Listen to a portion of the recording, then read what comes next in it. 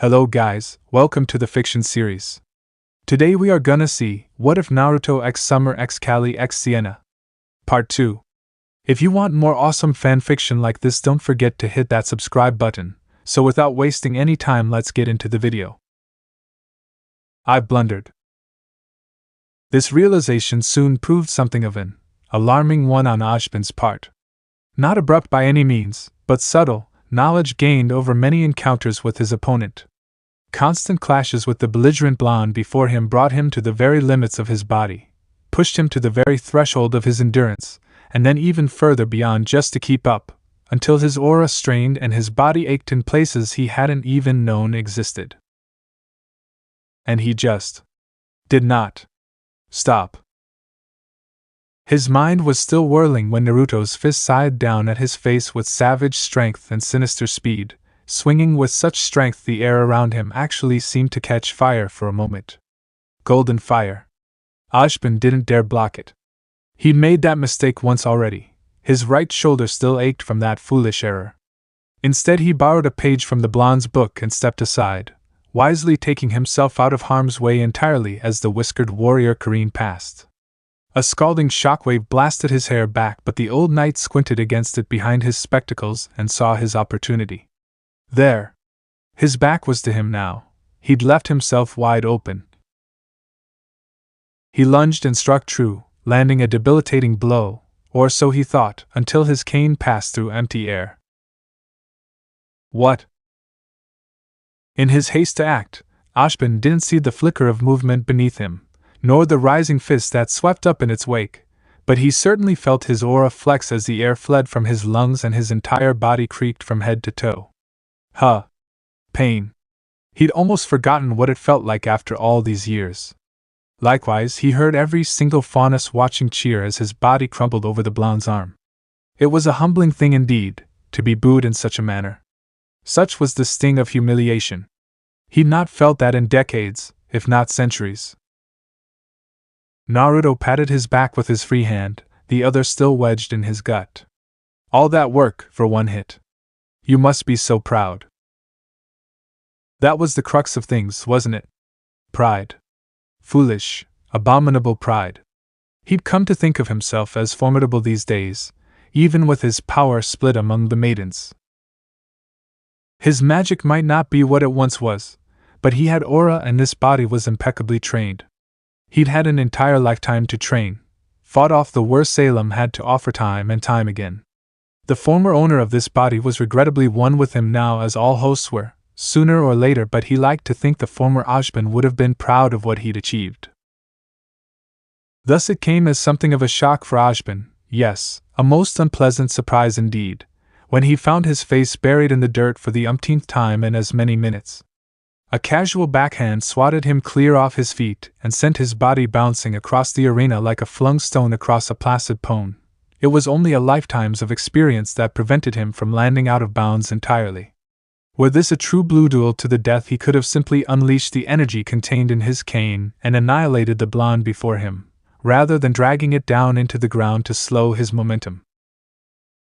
But that hardly seemed sporting here, didn't it? At the end of the day, he wasn't here to kill. He was here to fight, possibly even recruit the young man before him. Even if it was a losing battle. Blast, but this boy was well trained. He could admit that much. Moreover, he didn't recognize his fighting style, in part because there didn't seem to be one. His was a mad blend of moves from others, likely learned over a great many years and likewise many teachers. He couldn't trust the holes he left in his defenses either. More than once he'd sought one, only to be intercepted outright or worse, take a beating for it as he was now. You good? Naruto planted a fist on his hip as he regarded him. The act smacked of showmanship and the crowd, even Team STRQ, ate it right up. We can take a breather, if you like. Raven, ever one for conflict no matter the side, hooted her agreement. You tired, old man? A rare ember of anger sparked in Ashbin's chest. He pushed himself upright with an effort, no longer hunched over his cane for balance. From there it was a simple matter of reaching up, adjusting his spectacles, sweeping a hand through his hair to push it out his eyes, then straightening once more. Your concern is touching, Miss Bramwin, but I'm quite alright. He absolutely loathed the faint tremor in his voice. We can continue at your leisure. Great. Naruto's smile set off a fresh pang of alarms. Let's kick things up a notch or two. Give the crowd a show, you know? What? Clenched knuckles filled his vision. Ajban's cane swept up, bleeding momentum. Naruto stamped a foot down to change direction and parried it, catching the blunt end of his precious tool with clawed fingers before dragging it parallel across his body. An ominous creaking sound rose in the air, and with it, Ajban's spirits sank. Doubtless he meant to break it. Unwilling to accept such an outcome, he braved his cherished tool with both hands and wrenched it in the opposite direction to force a clash. Naruto only smiled, and once more, Ajban realized he'd stumbled into a trap. Naruto's knee rocketed up, leaving him no choice but to meet it with his own or be knocked out the ring entirely. He felt his aura plummet as pain rocketed through the limb. He'd be limping tomorrow. Now that's more like it. The young man grinned down at him, sparks flying as they clashed. I can actually feel that. Ajban grit his teeth. In a moment, all you'll feel is defeat. That or disappointment. Let's flip that coin, shall we? His foe winked, grabbed his cane with the other hand, and... clunk. Stars burst before Ajban's vision, and his spectacles snapped in half as Naruto's forehead barreled into his. His concentration shattered, and with it, his grip on the cane. His body faltered, falling to one knee in the face of such pain. Oh, the pain! By the brother gods, the pain! It felt like he'd run face first into a bullhead. What was his skull made of, pure metal? Through bleary eyes he watched Naruto pivoted, now grasping the business end of his weapon, brandishing the silver hilt like some sort of metal bat. But why would he? Oh dear. In a single seamless movement the whiskered warrior spun around and decked him with the hilt. A tooth whistled free through the air. Ajban's face kissed the ground again, his body with it, and lay still. All around him the world went silent. The cheers stopped. No one moved. They might have stopped breathing for all he knew, such was their shock. Summer broke it with a yelp. Professor? The sound reactivated Ajban, dragged him back from the brink of unconsciousness. He dearly wished it hadn't. This so-called Naruto could have finished him there. He knew it. They both did. But he didn't follow through. Instead he goaded him on, encouraged him, strange as it might sound. Aboud nudged his shoulder and rolled him over onto his back. Something landed on his chest. It took him a moment to realize what it was. His own bloody tooth. Come on. Stop holding back. Gimme your best. Ajban grit his teeth and fought to right himself once more. Failed, as his body buckled. His best? This was his best. He had nothing more to give. At the height of his power this would have been a very different battle. With his magic at its zenith, he would have battered the blonde back and given him the fight of his life.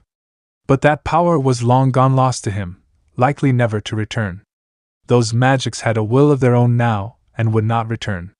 Never had he regretted making the maidens more than in this moment. Once more found himself tempted to blast this smug boy in the face with the energy he'd stored within his cane.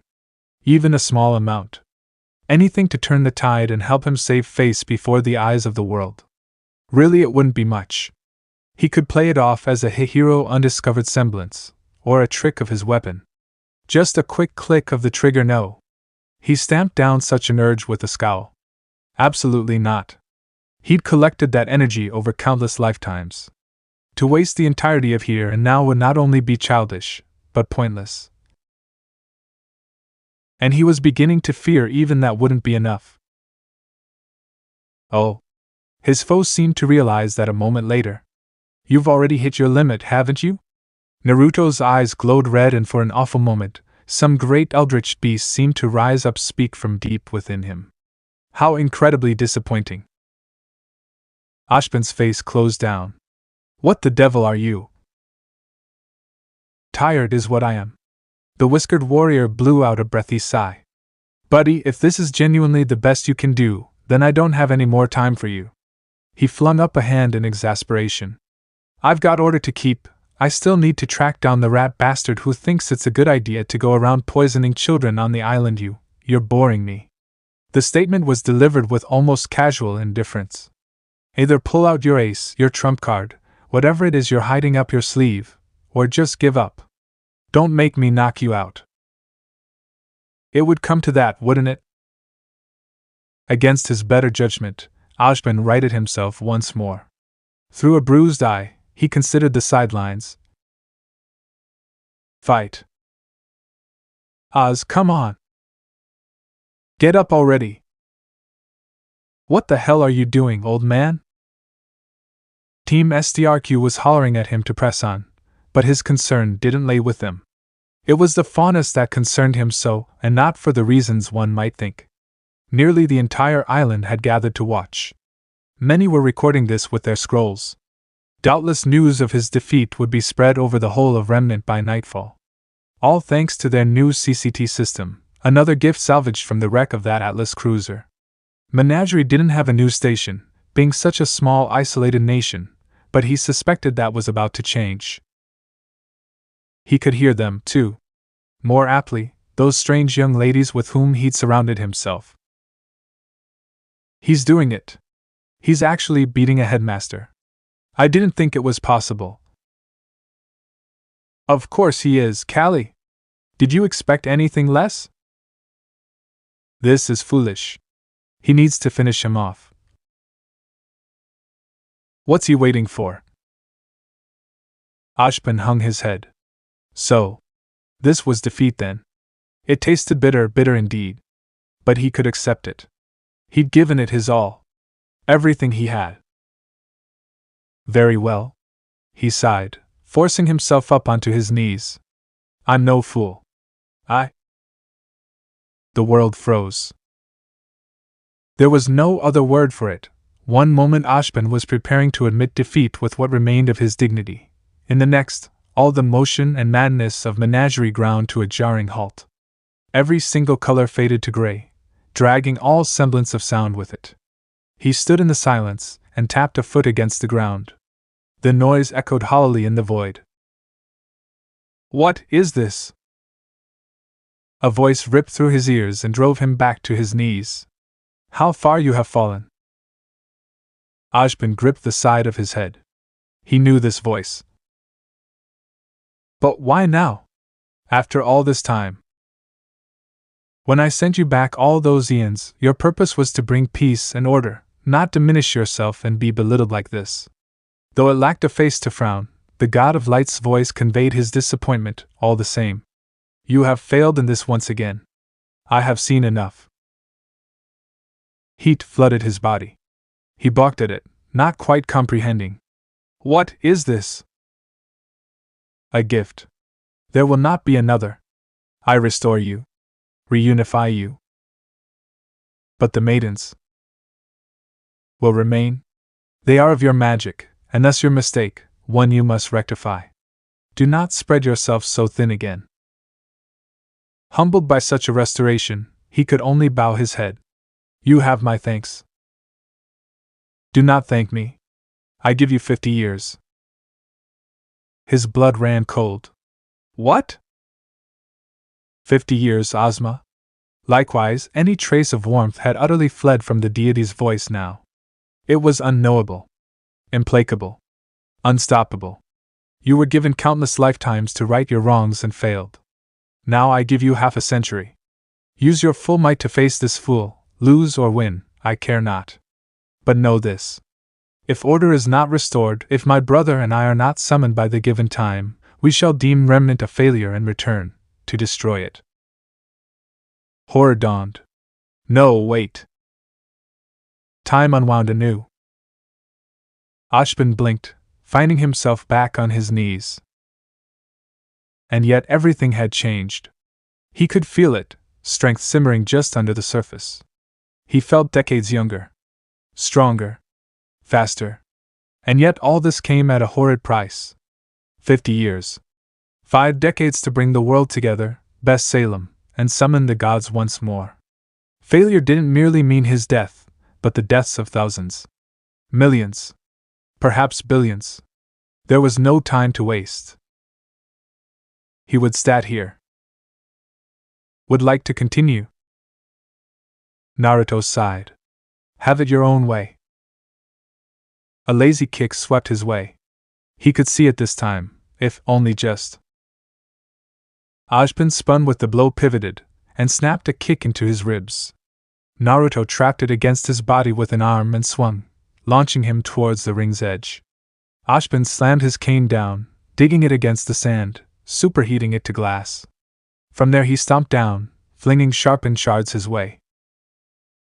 The blonde blocked his face with an amused tut, hiding a smile behind one arm. This time for certain. His cane flicked in at his eyes while he did, seeking to strike while he was blind. Naruto caught it with a smile. Do you know the definition of insanity? The sudden inquiry caught Ajin flat-foot. Pardon? It's just I've been thinking. The blonde blocked a strike with his knee, ducked another, swept in and traded blows with him. Ajin's fist smashed into his chest, sending a coat of ice crawling across his flesh. Undeterred, his adversary he laughed and punched back twice as hard, breaking 3 ribs. Insanity is doing the exact. His hand closed around his face as he staggered, slammed him into the ground and dragged him across the length of the ring, sending aura sparking. Same damn thing. He smashed him down once, twice, thrice. Over and over again. Clawed fingers bit into him and laid him down. Expecting things to change. Ajin retaliated with a blast of fire to his face. Naruto grinned through it and tossed him away, bleeding flame. You think this time will be different? He scoffed. This time I can win. You can't. Me? I've been dealing with a different kind of madness. Ever since I landed here, everyone's been looking up to me, expecting me to help them. Save them. So what if Atlas hates me? They started this. Mistral?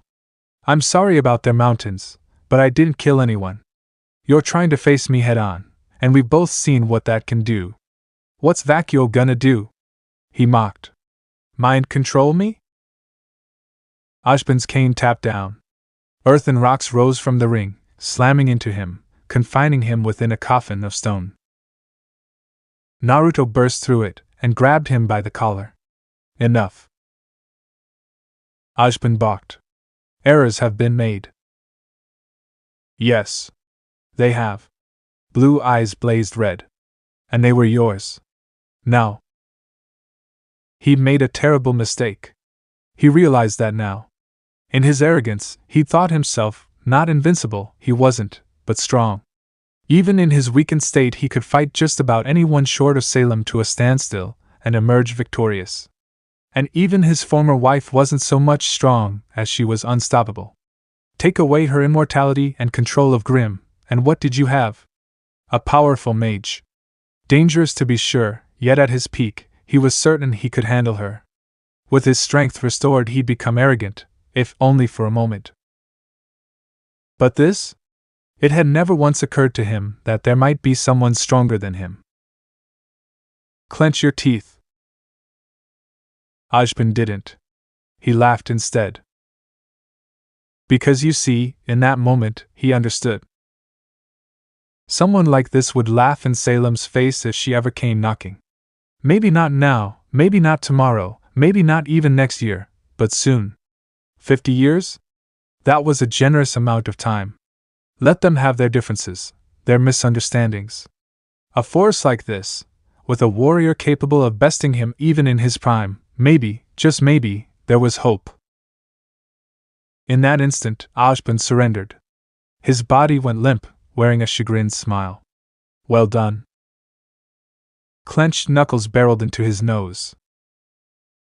And the world went black. Ajin had lost?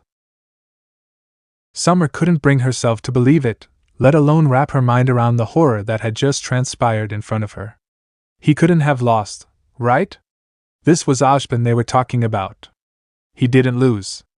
The old man had been a pivotal part of her life from the moment she'd entered Beacon. He'd always seemed invincible, unable to be beaten by anyone or anything. No one could take him down. Not hunters, not Grimm, nothing at all. He couldn't lose. He just couldn't. Not to someone like this. Yet he had. There he lay, flat on his back, out cold as every faunus rejoiced. He'd jump up any second now and laugh it off. But he didn't. He'd been throwing out some pretty impressive spells by the end there, and still, it wasn't enough. Naruto nudged his prone from now with a booted foot, idly rolling the headmaster onto his back. If nothing else, he wouldn't suffocate in the dirt. When he didn't rise, the people of Menagerie grew all the louder. Then their leader pumped his fist into the air. Blonde bastard didn't say a word. He didn't have to. They went mad. Damn. Crow grinned. How the hell did he lose? Damn. Raven echoed her brother with a long drawl, her voice nearly lost in the cheers that followed. Never thought I'd see the day someone took the old man down a peg. Taeyang shot her a dark glower. You would say that. It just means he's weak, that's all. Summer sank an elbow into her ribs. Raven! What? Her teammate shrugged one shoulder, unfazed. This Naruto guy is strong. No denying that. Strength is all that matters. Crow rolled his eyes. Not the time, Ray. Whatever you say, birdbrain. Summer narrowly resisted the urge to smack their heads together and throttle them both. Sometimes it was easy to forget about their upbringing. Maybe it really was too soon to expect empathy for anyone outside Team SDRQ. She and Crow had been raised in that god-awful tribe. They weren't quite right in the head, no matter what anyone said. At least Crow was trying to be normal. Trying being the operative word. Oi, Beacon team! Someone called from the crowd. Summer wasn't sure who. You've lost. Take your headmaster and be gone. Your kind aren't welcome here. Raven grinned. Is that so? Omen slid from its sheath with a soft hiss. I think I'd like to go a round or two with your high leader first. Men and women and more than a few children shrank back from the sight of that bared, bloody red blade. Summer sensed the mood shift too late. What was once a harmless crowd was suddenly well on its way to becoming any angry mob. Piss off, Huntress. We don't need your kind here. Yeah. Go back to the Vale, you lot. Make me. Raven remained, as ever, unfazed by them. Hey, Whiskers. You up for another round? Raven. Summer latched onto her arm. No. Bad Raven. No flirting with enemy. Red eyes met hers. Ain't flirting. It's foreplay. Same thing. Hey, hey. Naruto whirled on his people, presenting his back to them. Summer found herself tempted to attack him in the moment. What he said next caused that crazed desire to wither. None of that talk. I won't have you picking a fight where there's none to be had. No matter how you sliced it, this was a victory for Menagerie. Damn it, Oz. If they left now after a humiliating defeat like that, they'd be leaving in disgrace. More than a few faunus had their scrolls out. Even if they tried to downplay Ojban's involvement, his foolishness, Menagerie's new CCT system would see this footage broadcast over the airwaves in hours. Her mind flailed and frantically she blurted the first thing that came to mind. What about us? Naruto lowered his fist, considering them with a weather eye. What about you? In her peripherals, she saw Tai and Crow frantically shake their heads. She ignored him. Don't we deserve a chance to avenge him? You do realize he's not dead, Huntress. Not the point. Raven grinned at her. Crow absolutely choked. Taeyang slapped his forehead. Yeah, definitely not her proudest moment. But what else could she do? The monster of menagerie pivoted in place, turning to face her. Are you out of your mind? You'll lose. Probably. Again, what else could she do? There was no way out of this mess but through. If we win, you have to honor Ashpin's terms. And what's in it for me when I win? The Lord of Menagerie clasped both hands behind his back and tilted his head, regarding her team as one might a pack of harmless kittens. She hated it. His words more so. When, he'd said.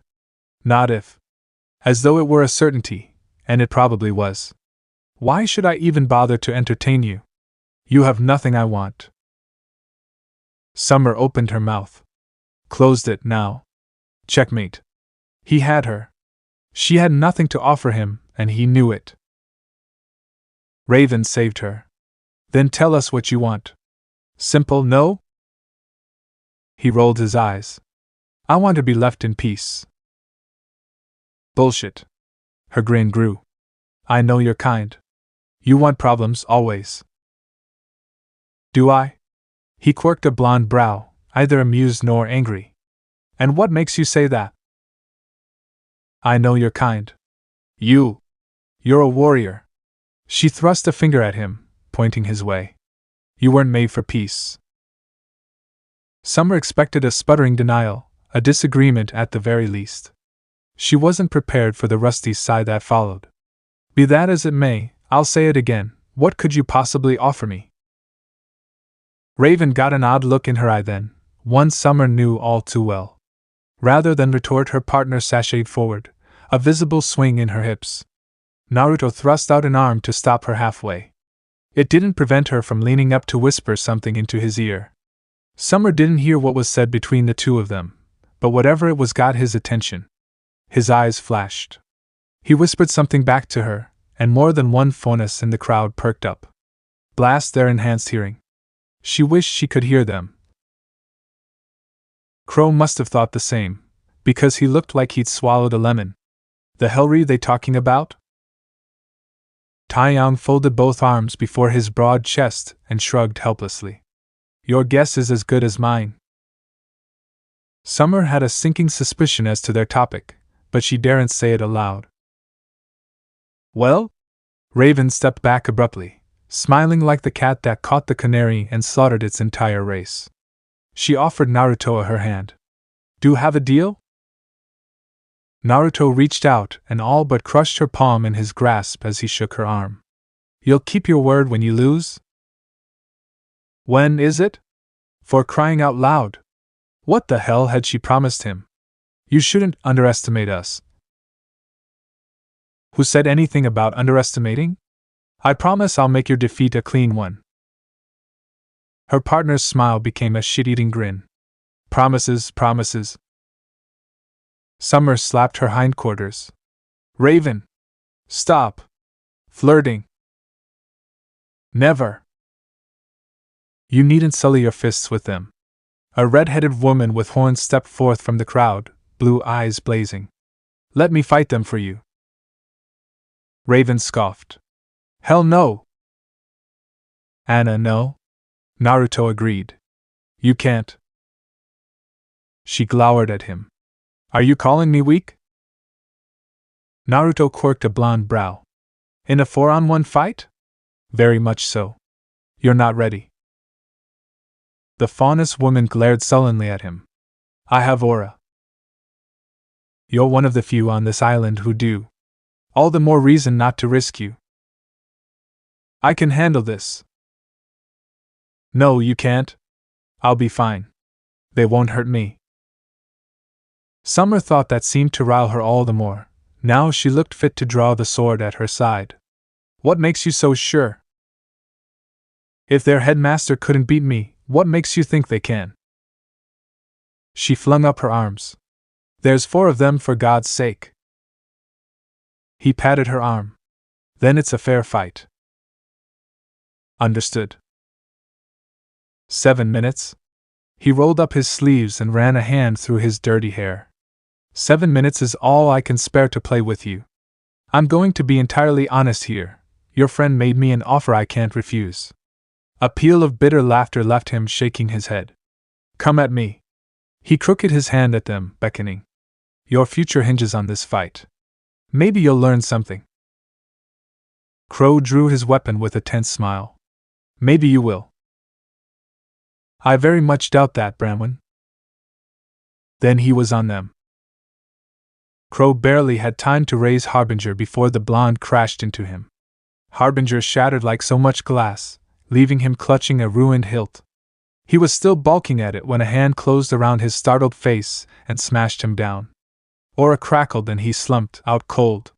He didn't rise again. Summer squeaked out a breath. Crow? Raven snapped into existence behind the blonde and swung Omen at his neck, for all the good it did her. It shattered against his skin. Credit where it was due, she didn't make the same mistake as Crow. Even as her blade broke, she kicked back off the ground, slammed Omen's hilt into her dust sheath and leaped away. The very moment she retreated, Summer rushed in to fill the gap. Naruto clicked his tongue and swept her legs, sending her tumbling to the ground. Sloppy. She cursed herself even as she sprained her ankle. She knew she'd been sloppy rushing in like that, but what other choice did she have? If she hadn't, Raven would have joined Crow on the ground. A fist swung down after her, only for Taeyang to shoulder him aside at the last instant. A mild frown of annoyance marred those whiskered cheeks. The blonde brawler latched onto his arm for dear life, trapping it against his ribs with one arm. The other reared back to deliver a devastating right hook to his face. You're not getting away this time. Every faunus in the crowd gasped as one. Naruto took the punch on his right cheek and didn't budge. Didn't blink. His face barely even creased beneath Taeyang's fist. He turned the other cheek and smiled at Summer, grinning ear to ear. No aura. No blood. Not a drop. He didn't have aura. The realization chilled Summer. How did Ashbin lose to someone without aura? It just wasn't possible. Taeyang slugged him again. Naruto didn't flinch. Blue eyes narrowed upon him. Mediocre. He ripped his arm free and quite suddenly, Taeyang found himself in the fight of his life. Raven rushed to aid him, and Summer with her. Taeyang was a boxer through and through. He actually managed to trade blows with the monster of menagerie, for 2 seconds. It only took one mistake, one mistimed block on his part, and it was over. Clenched knuckles barreled into his face and then Tai was down, hurtling out the ring and into a building. Raven reached him a second later and paid dearly for it. He caught her by the wrist, squeezed, and Omen tumbled from nerveless fingers. Its master soon followed as a vicious boot to the gut folded her in half. Down she went, dropping to her knees, retching. All this in less than 3 seconds. Summer struck at his exposed flank, hoping for a miracle. The god's destiny itself denied her with a harsh, resounding crunch. Naruto caught her axe in an open palm. A finger wagged in her face. Children should play with toys like these. He reared back and headbutted her. Stars burst before her vision. While she reeled stunned, he decked her with a 1-2 punch, swept her legs again, and finished what they'd started. Down she went into the mud face first. A harsh weight settled upon her spine and belatedly she realized he'd stomped down on her back to keep her from rising. And you're done. Summer scowled into the muck. 7 minutes? That hadn't even felt like 7 seconds. Once more, the people of Menagerie rejoiced. Their jeers and catcalls left Summer red-faced, but none more so than Naruto when his boot left her back. She struggled up onto her elbows and found Raven sprawled on her side. Her partner was smiling. Grinning even. Why? They'd lost.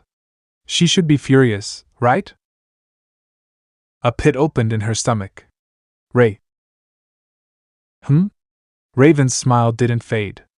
Not a bit. What kind of deal did you make with him?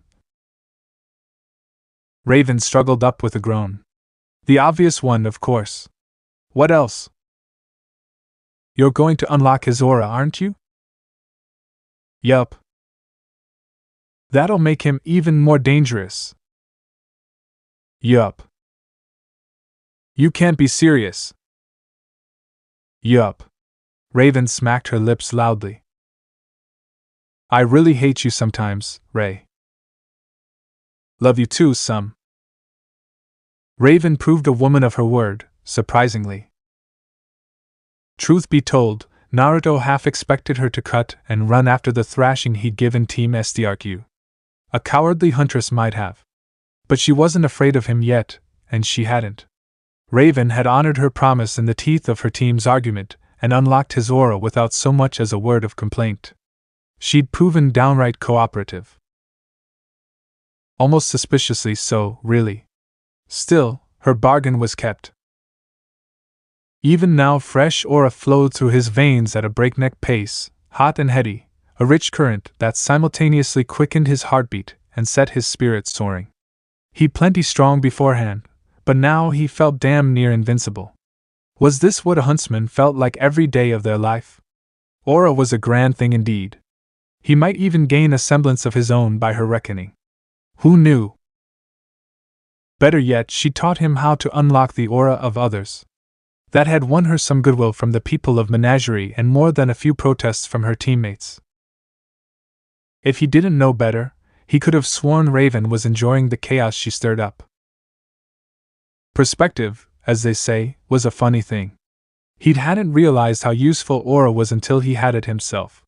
For the average civilian, it was like night and day. Likewise, unlocking the aura of someone else was a tricky bit of business. One had to do it properly, or there were all sorts of painful side effects. Then you also had to know the right words for it. The right words, huh? He still hadn't found the right words to describe Raven. In all honesty, Little Miss Beacon's student was complicated. She wasn't an ally, but he certainly couldn't classify her as an enemy, not after what she'd done for Menagerie. She'd been quite happy to open a portal and heave Ashbin right through after her dazed teammates. It was a little alarming, really, how quickly she turned her coat and offered to help him. Honestly, he wasn't sure if she was going to stay or not, or even if he wanted her to. Didn't stop her from mooching off his food, though. Especially the apples. Not a bad gig you got here. She sank her teeth into another, took a hearty bite, and grinned his way. Sorry. She swallowed quickly at his quelling glare. Good food. How long are you going to lurk in my office? Long as I like. Another bite came and went. You know, you've got a good thing going. You could go pirate, raid up and down the coast, live like a king. Har har har. He rolled his eyes, still focused on the task at hand. Let me guess, you'd be my first mate? Nah, she laughed. I'd handle boarding parties and executions. He looked up from his papers. I'm not killing people. You will be soon. She cracked open a bottle, and why not? Most of Menagerie was celebrating after he'd summarily trounced Ashbin and took a long, languid sip, followed by a pleased sigh. You'll have to. Won't have much of a choice. You've pissed off too many people, see? There's bound to be trouble, and you're standing right in the thick of it. What are you gonna do, humiliate them all to high heaven and send them packing? A blonde brow rose in response. Heh. Her grin grew. You are, aren't you? I can neither confirm nor deny the veracity of that statement. Whatever you say, Whiskers. It's funny, though. She took another great big bite of her apple and flung herself down on his desk, trying to distract him again. She did not succeed. The old man kept muttering something about 50 years before I sent him back to Vale. A finger swiped out, stroking his cheek, trying to get a rise out of him, to no avail. I think you broke him.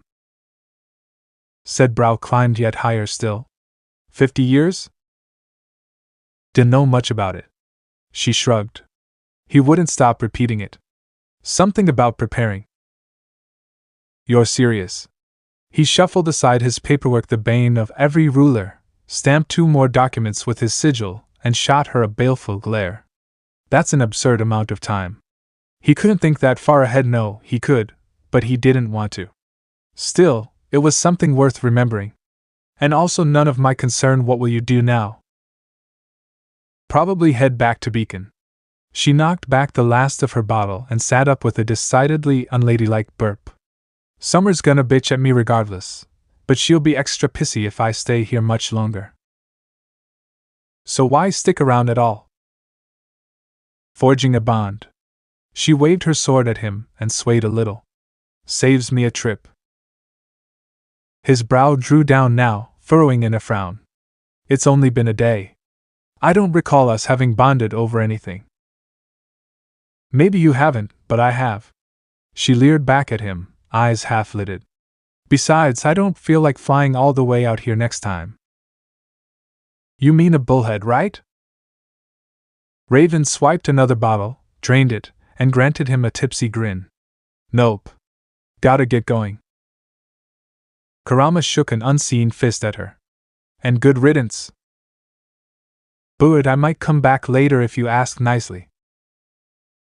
The fist shaking intensified. Boo hiss. Nay. Bloody blasted birdie. Why? Why not? She was enjoying herself far too much for his liking. It made him want to smack the smile off her face. You're gearing up to fight the entire world. I'm kinda curious to see what comes of it. Her head tilted a little and her smile shifted into something dangerous. You gonna make yourself emperor or something? Or something. He said it mostly to pawn her off. Raven's smile became a shit-eating grin. See you around, Whiskers? Omen flicked out and cut a crimson swathe in the air, parting reality itself.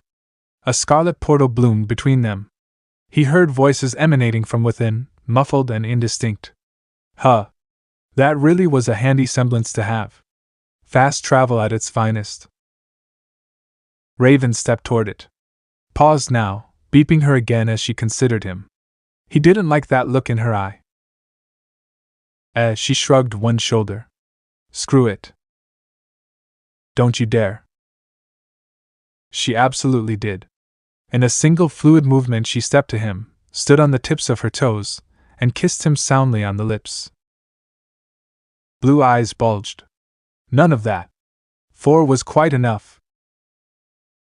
Naruto reacted instantly. Even as Raven made contact, his hands swept out on either side of her, palms open, fingers splayed to crack across her flank on either cheek. She jolted with a gasp. Good. He meant to dissuade her, a good hard smack to snap her back to reality before she did something stupid. Any sane person would have taken the hint. Ow. That stung. Much to his chagrin, Raven danced away with a laugh, rubbing her hindquarters, wearing a rueful smile. And was that a blush? A little fight in ya. I like that. Bye. She kicked backwards and vanished the portal before he could give her a real fight again. Naruto launched his mug after her. The yelp that followed was music to his ears. Served her right, the cheeky girl. He shook his head, tooting softly as the portal sealed itself shut. Is it just me, or is every huntress we meet bats hit crazy? Not a huntress. Kurama scoffed. She's still a student, remember? Then I never want to meet an actual huntress. He rubbed his cheek, shook his head. No point fretting over her now. There was work to be done. He paced back to his desk and regarded the papers there with a baleful eye. Maybe he ought to hire someone to do this for him. Leader or no, tactical thinking had never been his strong suit outside a battle. He needed people for that. He didn't know how the first thing about crop rotation, tuning and economy. Heck, he barely knew how to fish. He'd revitalized Meandri's desert, and worked to expand its landmass to be sure, but the act of building was beyond him. He was good for breaking things, rallying people in a pinch, and healing. Not much else. Leading? Him? Not so much. You know that's not true. Isn't it? He scoffed a little at Kurama's naivete, blessed though it be. Tell me what else I can do. You can protect and defend as well as fight. And you've saved others. I've seen you do it before. There. He pulled out a chair and sank into it, not trusting himself to leave the safety of his office at the moment.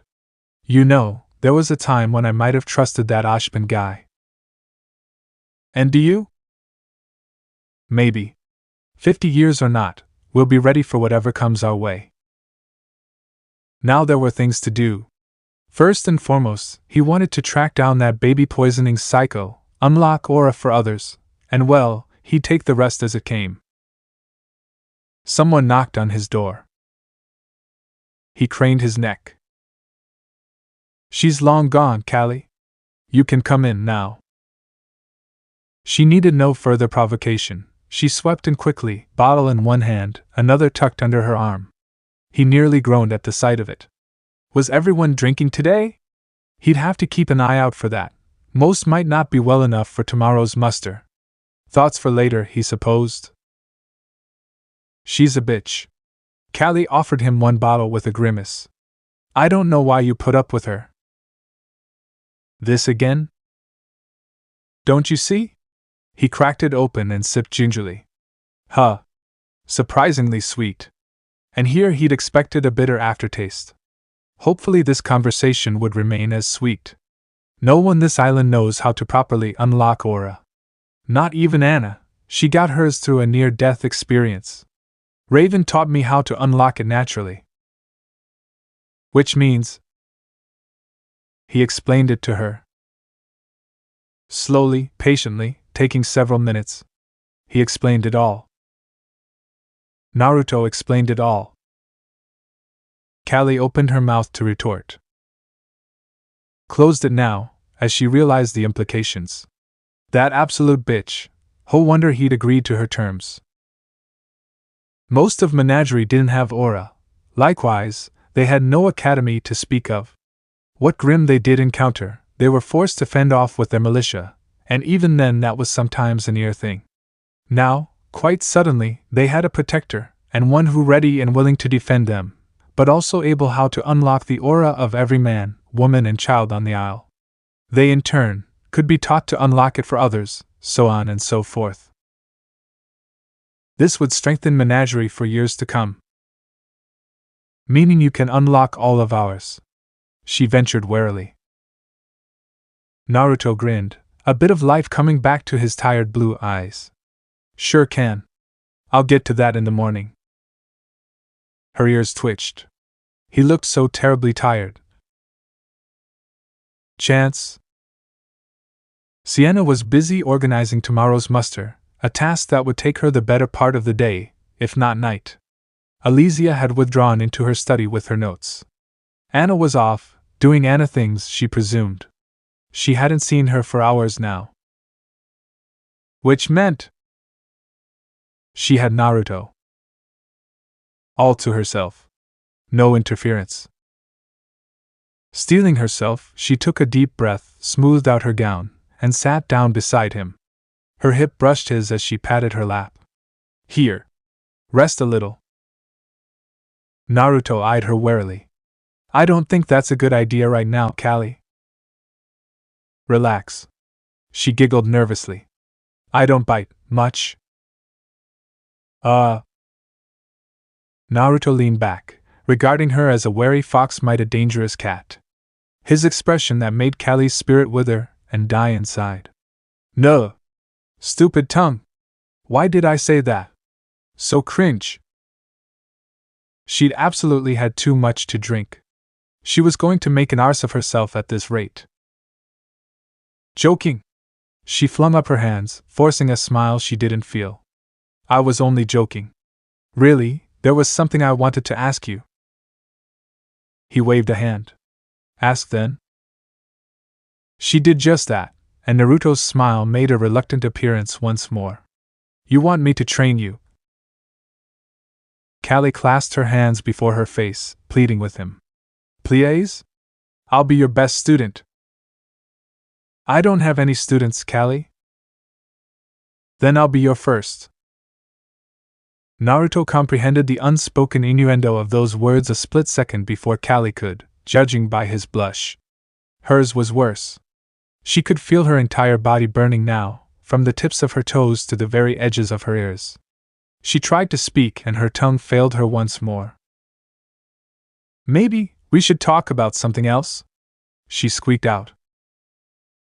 He coughed into a fist and looked away, studiously avoiding her eyes. "That might be best." "All right. New topic." She could do this. She wasn't that drunk. "I know." She clapped her hands, startling him briefly. "You said you were looking for advice earlier, didn't you?" "I may have said such a thing." "Great," she chirped, warming to the new topic. "Anything to keep her from looking like a fool in front of him. If it's advice you need, there's someone you should meet." At his questing expression, she barreled on. "She's a bit strange, and she only ever comes out of her cave late at night, but she's very wise. Many a faunus has sought her wisdom before. I'm sure she could help you." Her soon-to-be mentor quirked a blonde brow. "So, she's nocturnal or something? What's her name?" "Midna." Naruto thumbed his chin. "Strange name. Sounds familiar. If what you say is true." "It is."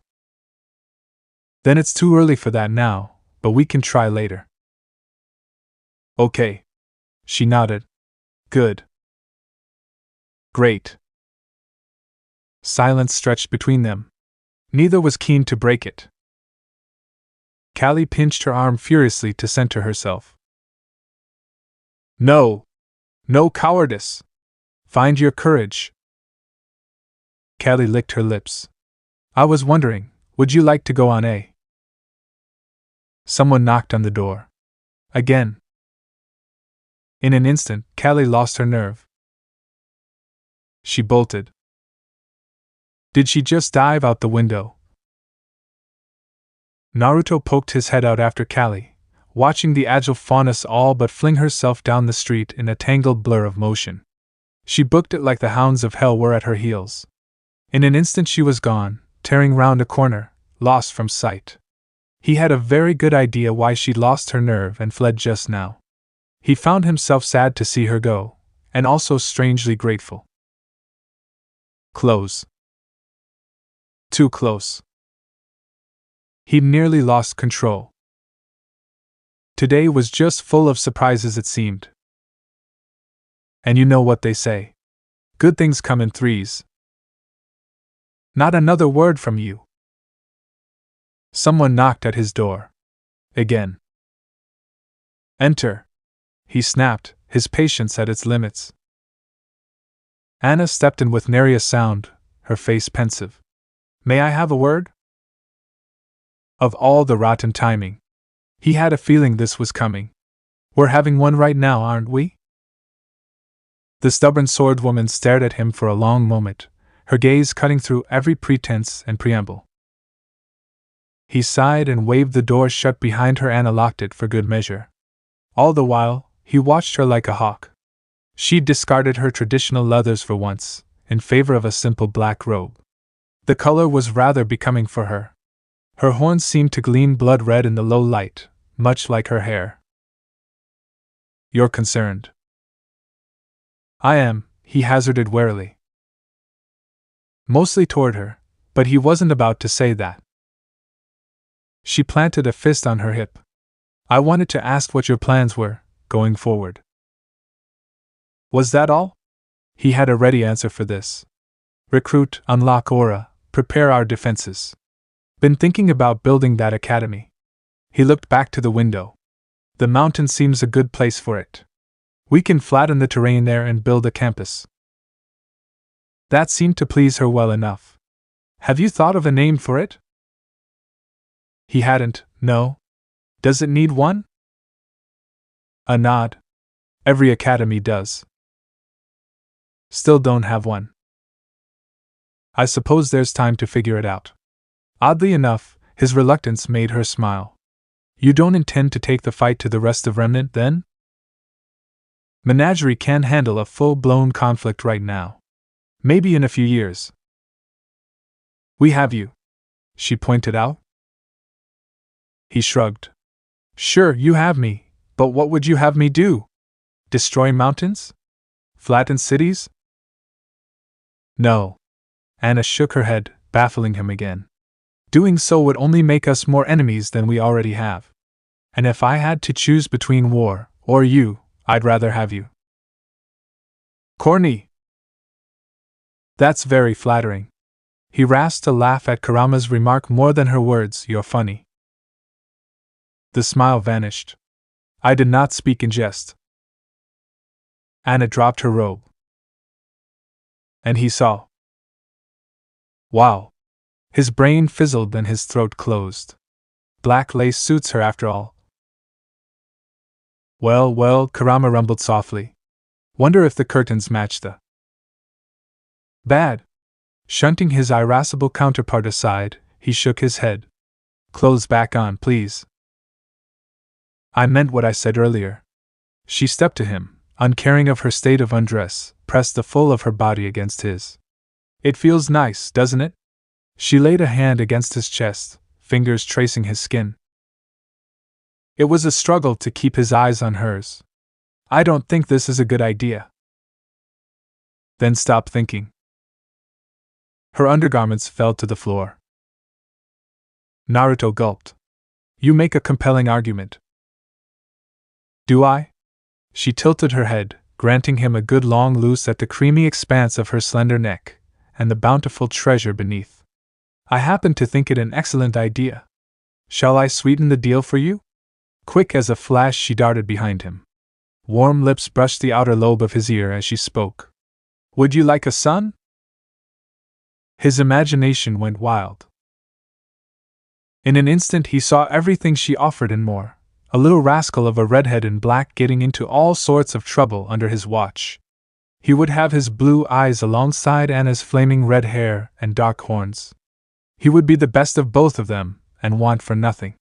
He would change the world for the better. A son. His son. Their son.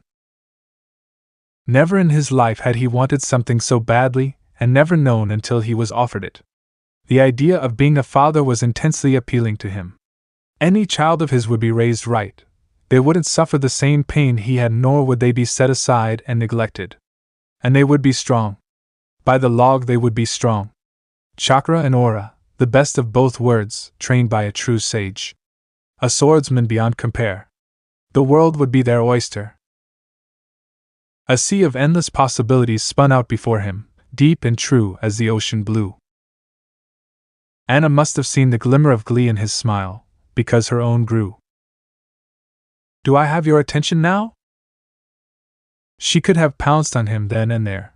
He would have gladly let her have her way with him in that moment. Instead, she danced out of arm's reach, fingers trailing his, and dangled yet another possibility before him like so much bait on a hook. His gaze followed her, raking across her backside. I've even thought of names.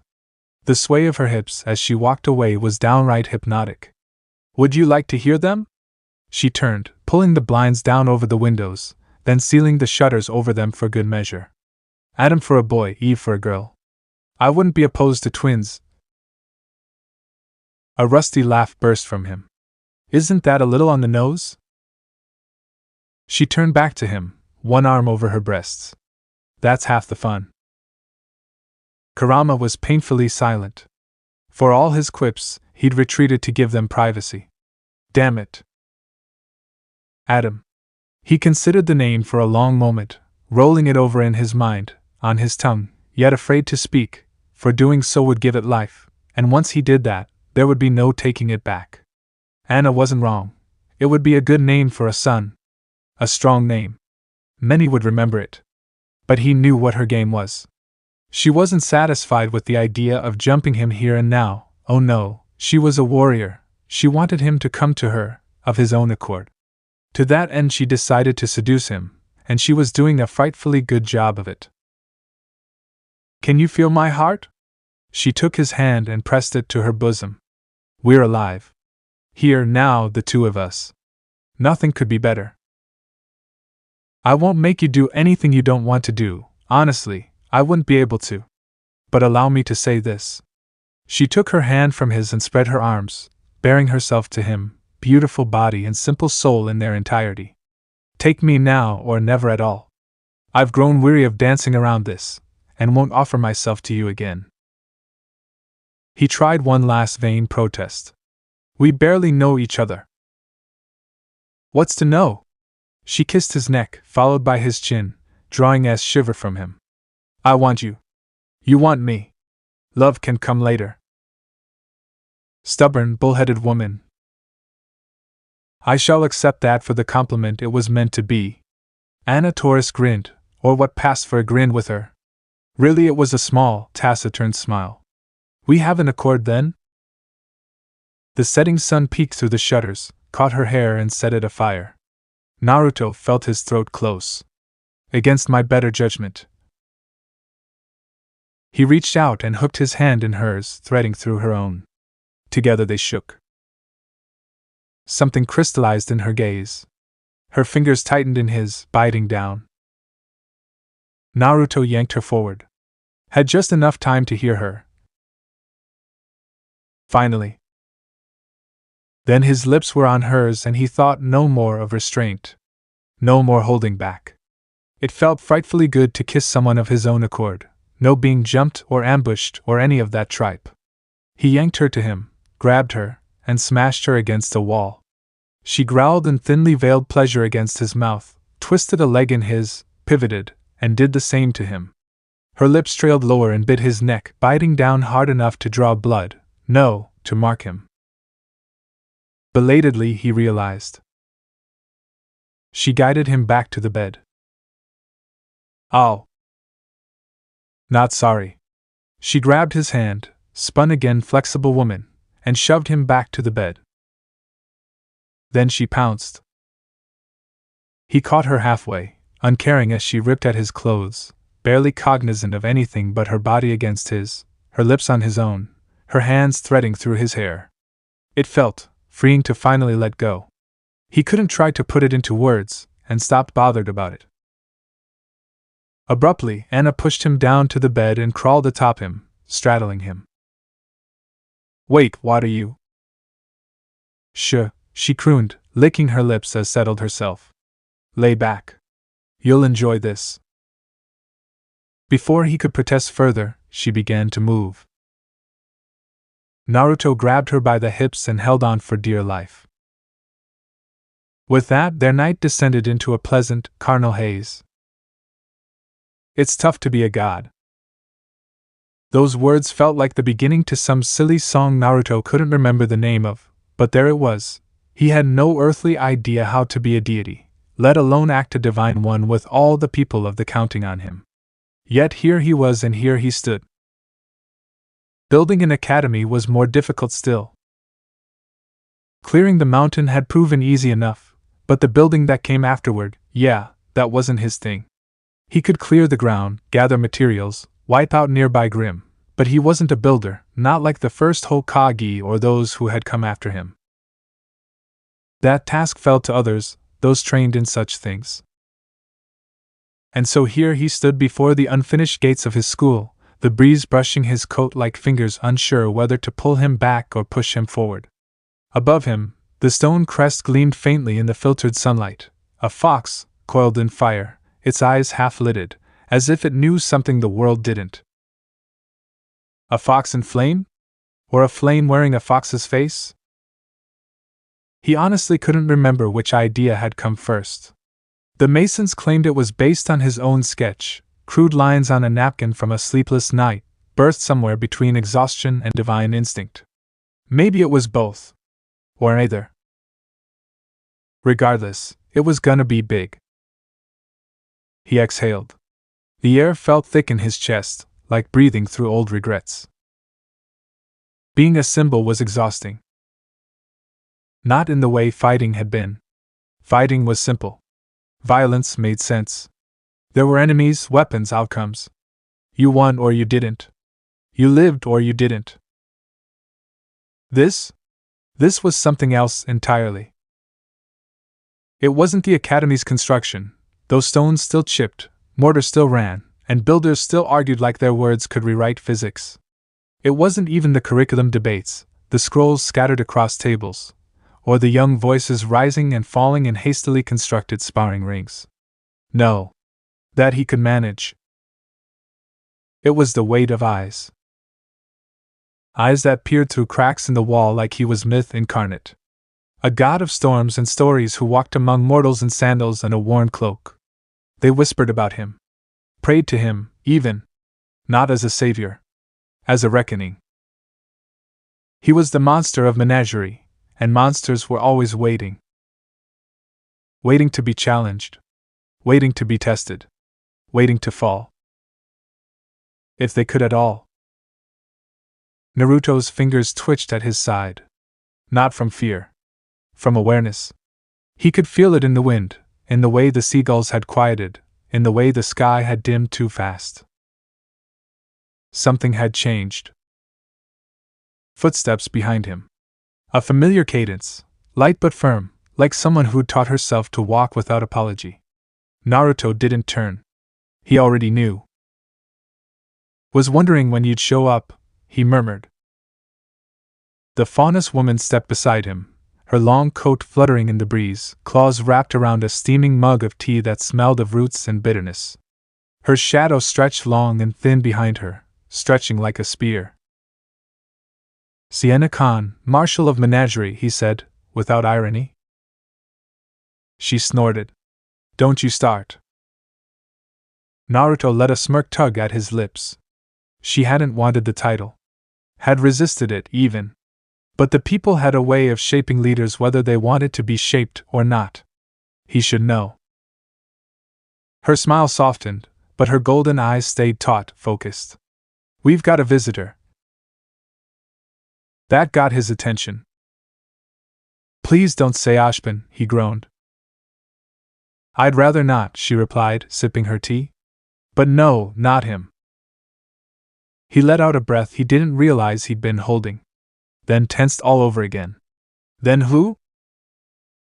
She came from the mainland. Alone. Small skiff.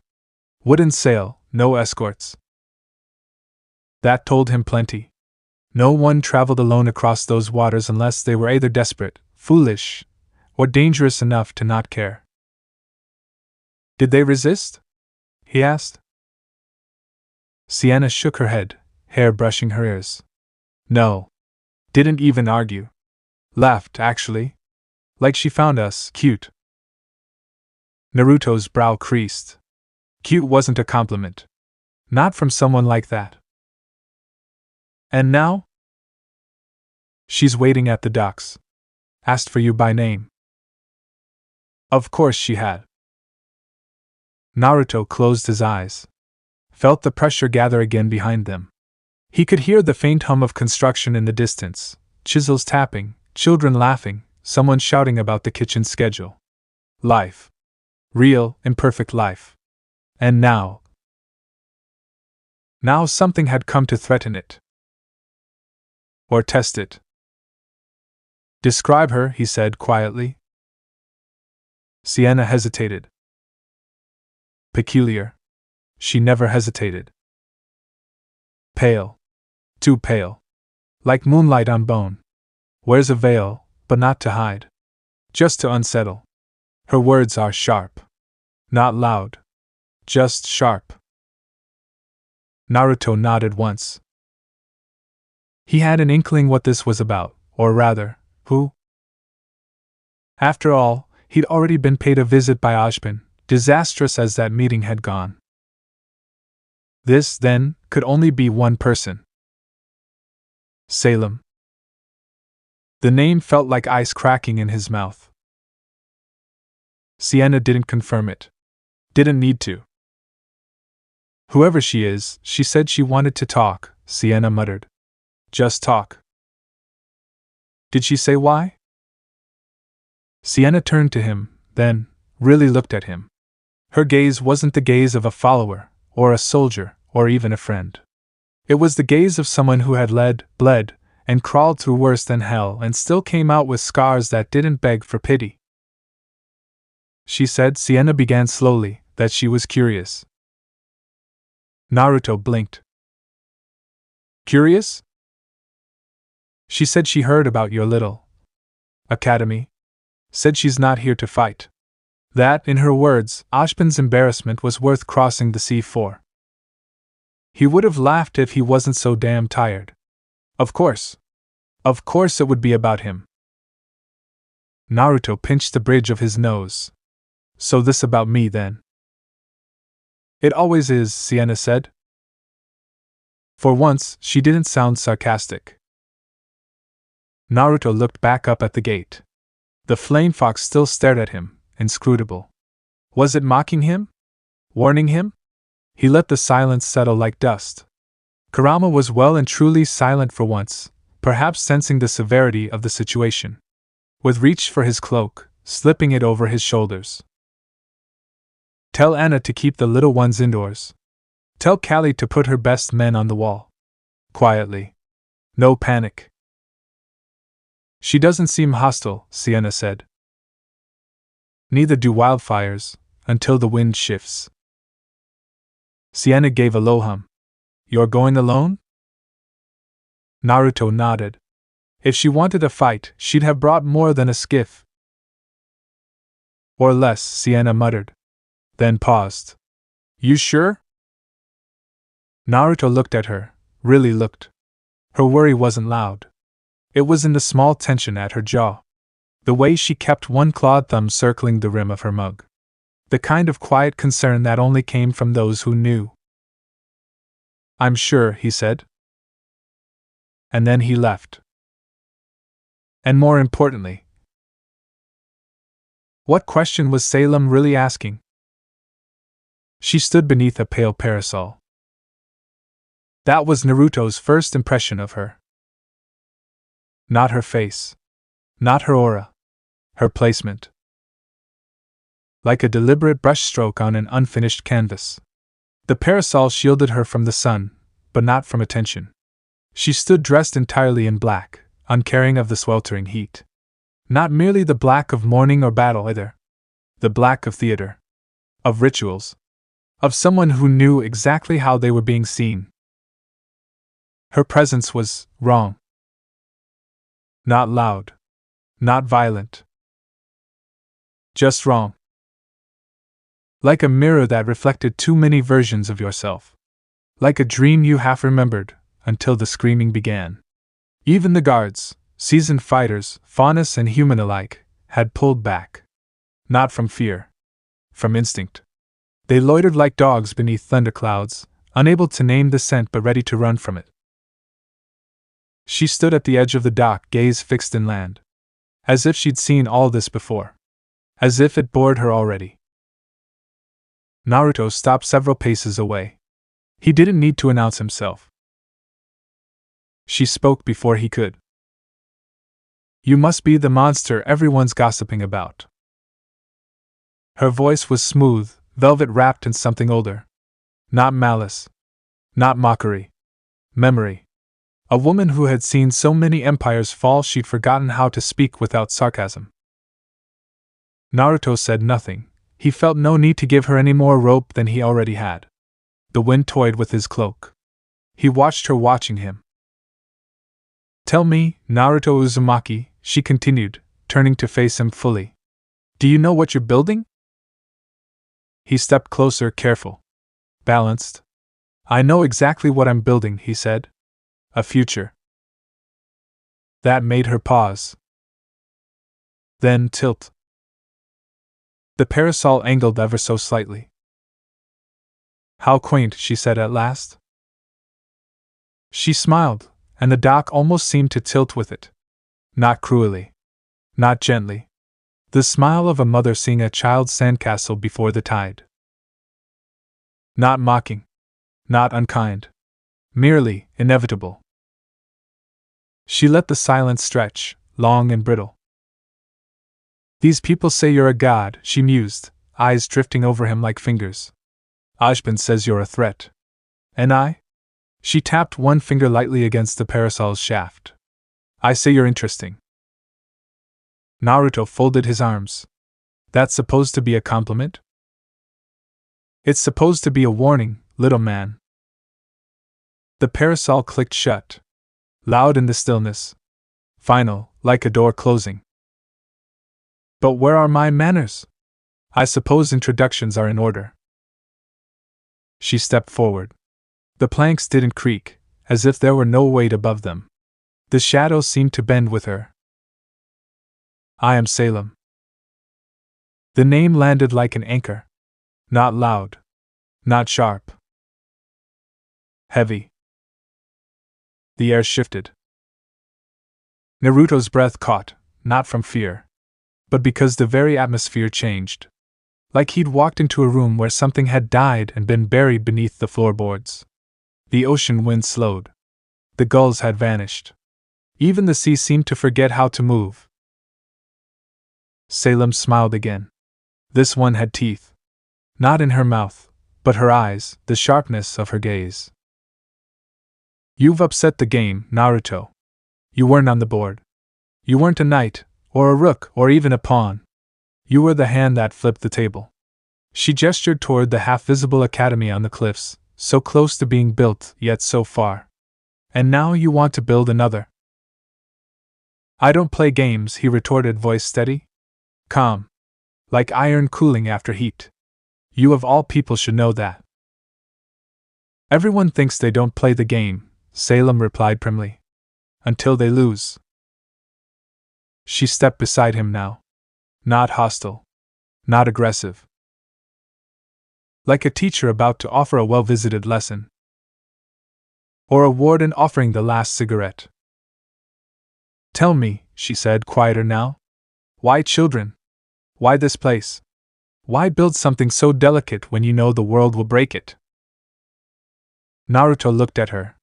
Really looked. She wanted the answer, badly. Because it's not about how long it lasts, he retorted at length. It's about who they become while it does. The Menagerie Academy gotta find a better name for that one, Naruto, was more than a dream. It was an idea. And ideas, as they say, were bulletproof. Anna had already taken a keen interest in combat training after their night together. Alizia was still babbling about the miracles of chakra, while Sienna looked forward to training the younger generation. Kali, well, she was still on the fence if he was being entirely honest with himself, but she was coming around. So long as he was careful with the miracle of chakra, everything would be fine. He would make it so. Salem stared at him for a long moment. At length, she finally blinked. Just the once. An idealist, she whispered. No, Naruto retorted instantly. A realist who refuses to surrender. Salem tilted her head. Studied him. Like a mathematician meeting an equation that shouldn't work but did anyway. At length she turned, the wind catching the hem of her cloak. This world is broken, Naruto Uzumaki. Ajin tries to patch it. Ironwood tried to fortify it. I simply wish to end it. For an end. And I want to change it. She scoffed. You can't change what was never whole. He didn't answer, because she believed that. And the real battle was always belief. This academy of yours, she said at length. Will you show me it? He really shouldn't. She might become an enemy someday. But if he could change her mind. If she could be turned, wasn't that worth the risk? He wouldn't mention chakra. He was hopeful, not naive. Salem walked through the budding academy like she owned it. She didn't strut. Didn't leer. Didn't even carry herself with arrogance. No, she moved like authority incarnate, calm and deliberate, as though the walls recognized her, as though the floorboards had been laid with her arrival in mind. Naruto hated how composed she was. She wasn't the apocalyptic figure Ajin had described. No flaring aura, no withering curses, no eldritch wrath. Just polite curiosity wrapped in centuries of poise. That made her more dangerous. She passed through scaffolding and stone, her fingers trailing along fresh paint and rough wood with the intimacy of an archaeologist inspecting ruins before they fell. She stepped into unfinished classrooms with an elegance that made them feel small.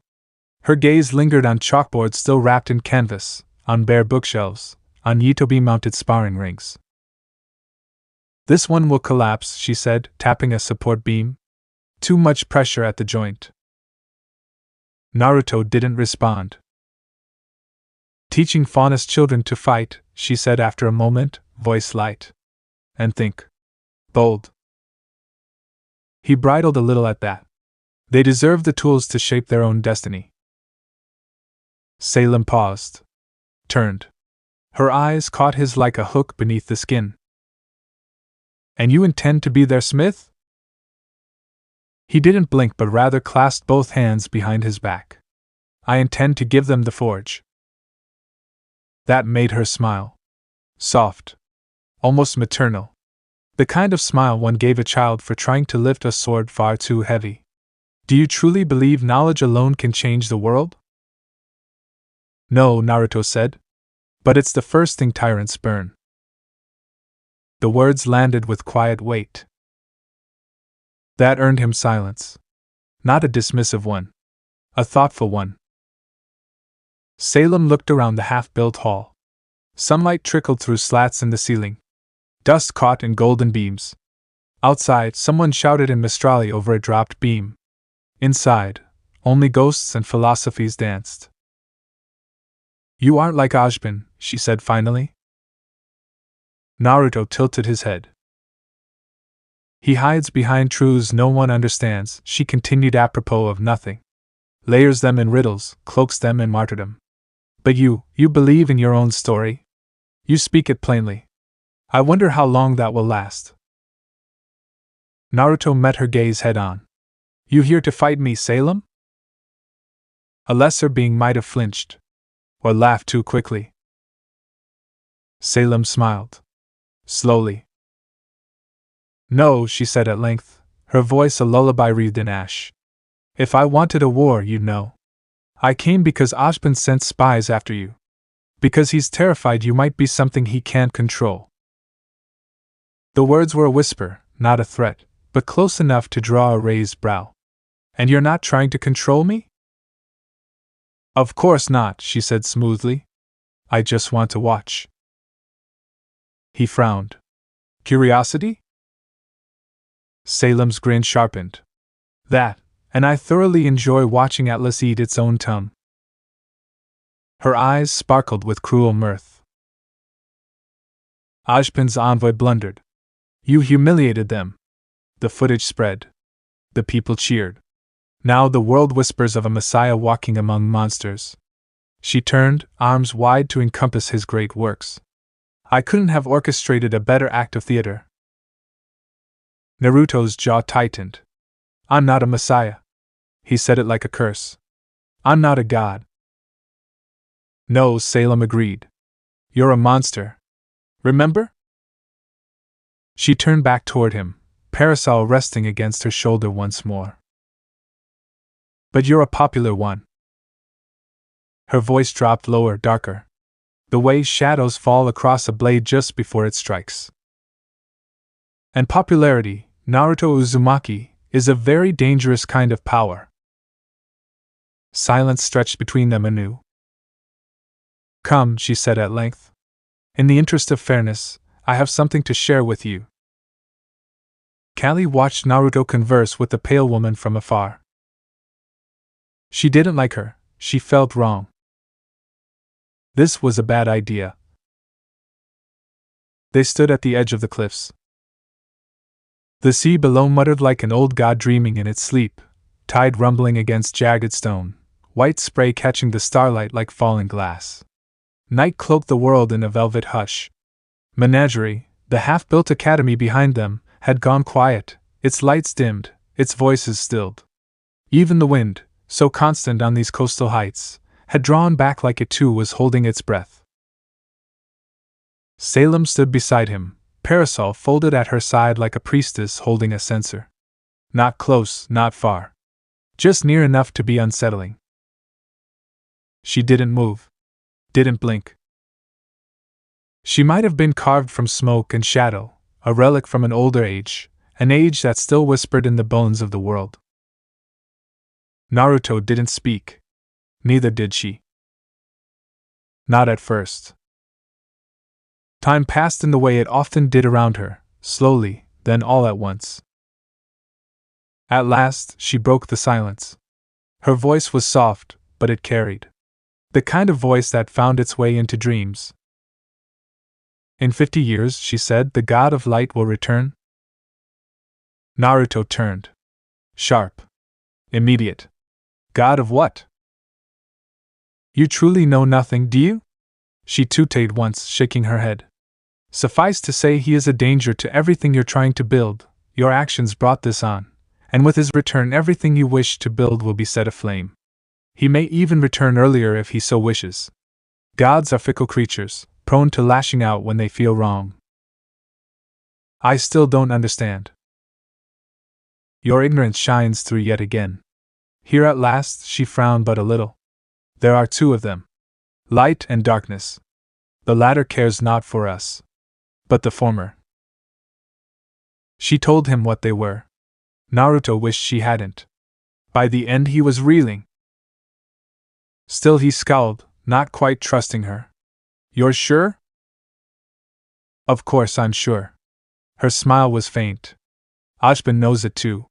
He believes he can prepare Remnant in time. She let out a breathless chuckle, bitter, brittle, and infinitely tired. You know, she added, he asked me to help him. Naruto blinked. And? I refused.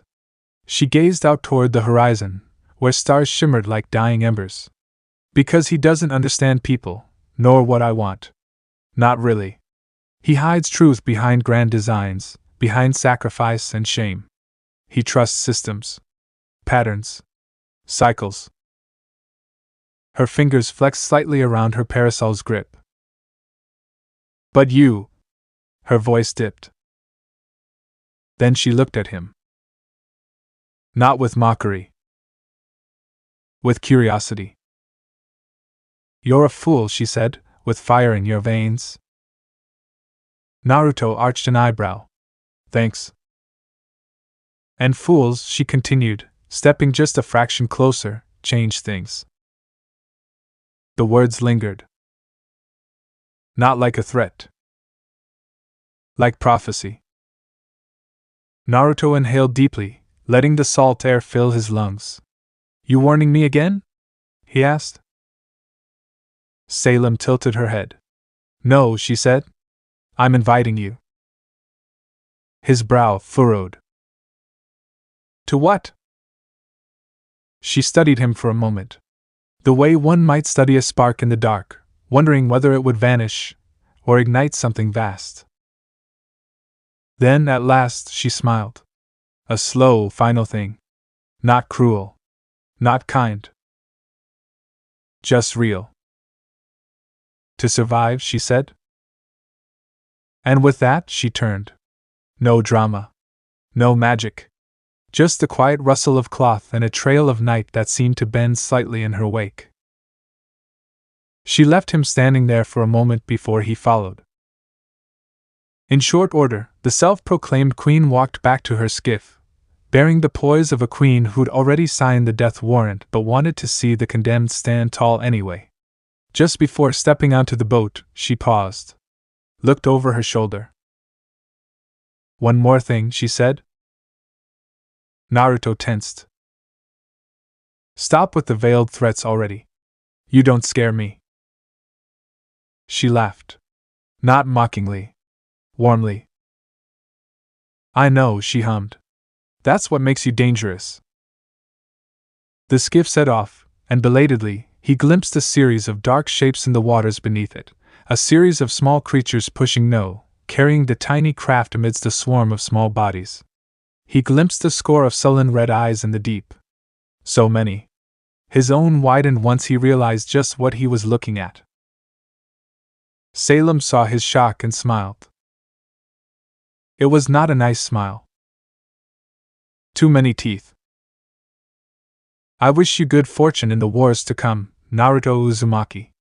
So speaking, she sketched a little curtsy from days long past. Train your students, marshal your army, do your best to survive everything Remnant throws at you. And with luck, we may yet meet before the end." Then she was gone, carried away against the current by her grim.